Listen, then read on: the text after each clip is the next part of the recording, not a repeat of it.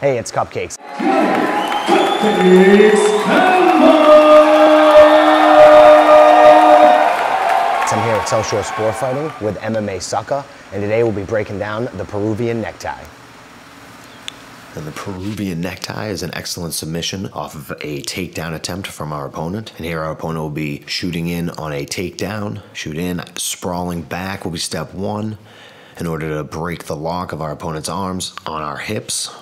We then get a tight head and arm control on this near side here. Opponent shoots in, head and arm control here with a gable grip, which I like to use in order to secure the head and arm control nice and tight. Switching from a gable grip to an S grip. We have a tight lock on our opponent's throat. My chest is up my opponent's back. Here our opponent shoots in. We get an underhook, overhook, and we switch to head and arm control.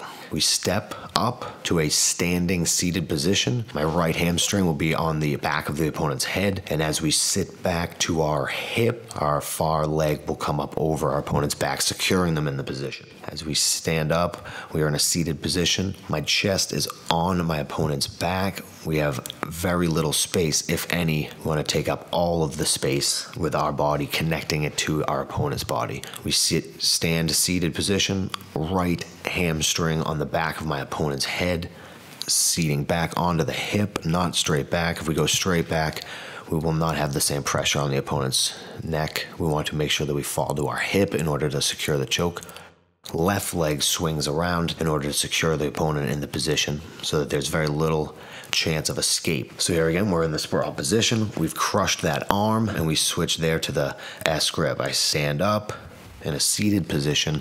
Here's the right hamstring directly connected to the opponent's back of his head, my arm around the neck and arm of the opponent. And when I sit back, no space. My arm's connected to my leg is connected to the opponent's back of the head, and my arm's connected to their throat there in this case. And that left leg, again, huge point, crucial, comes around the back, securing them in the position. If my left leg is lazy there, they have an opportunity to roll out of that position and create a scramble. And we may also utilize different grips in order to secure the choke as well. We used the S grip previously, but here we may switch it now instead to more of a wrist grip, where my left arm in that case grabs my right wrist in order to lock the opponent in. Same steps here, stepping up, right hamstring over the back of my opponent's head, and as I sit back onto my right hip, my left leg comes up over the opponent's back. As best as possible, bends the opponent in half in order to get the tap. The Peruvian Neck Tie obviously is a tremendous submission where we have great control over our opponent. In an MMA setting, the submission is best utilized probably towards the end of a round, the last 10 seconds perhaps.